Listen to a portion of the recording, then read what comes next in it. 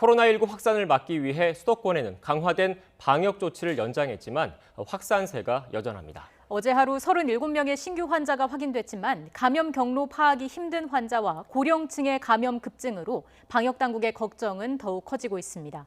취재기자 연결합니다. 이승훈 기자. 네, 이승훈입니다. 네, 정부가 코로나19 재유행 가능성이 크다고 보고 이에 대한 대비에 나섰다고요. 예, 그렇습니다. 지난 2주 동안 하루 신규 환자는 평균 36.5명입니다. 전 2주의 20.4명에 비해 급증한 상태인데요. 일주를 단위로 보면 지난달 24일부터 30일까지는 하루 평균 30.6명의 신규 환자가 나왔고요. 하지만 지난 2일부터 13일까지는 40.3명으로 역시 뚜렷한 증가세를 보이고 있습니다. 여기에 말씀하신 대로 감염 경로를 알 수 없는 환자, 그리고 치명률이 상대적으로 높은 고령층을 중심으로 코로나19가 확산하고 있어서 방역당국은 걱정하고 있습니다. 방역당국은 이제 코로나19의 재유행의 가능성마저 있다고 보고 준비하고 있습니다.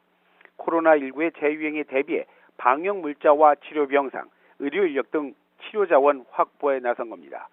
지난달부터 지금까지 확인된 주요 집단 감염 사례는 27건이었는데요. 이 가운데 26건이 서울과 경기, 인천 등 수도권에 집중됐습니다.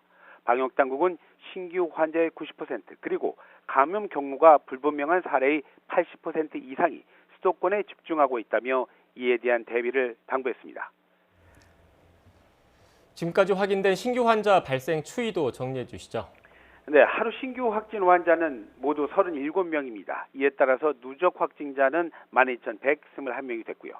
신규 환자 가운데 24명이 국내 감염, 그리고 13명이 해외 유입 사례입니다. 국내 감염은 서울과 경기와 인천에서 각각 8명이 확인됐고요. 서울 6명 등 수도권에서만 22명이 확인됐습니다. 나머지 2명은 충남에서 나왔고요. 해외 유입 환자는 검역 과정에서 7명이 확인됐고 경남 3명, 경기 2명, 서울 1명이 각각 지역에서 확인됐습니다. 추가 사망자는 없었고 격리 해제된 환자는 모두 12명으로 이제 완치율은 88.5%를 기록하고 있습니다. 지금까지 YTN 이승훈입니다.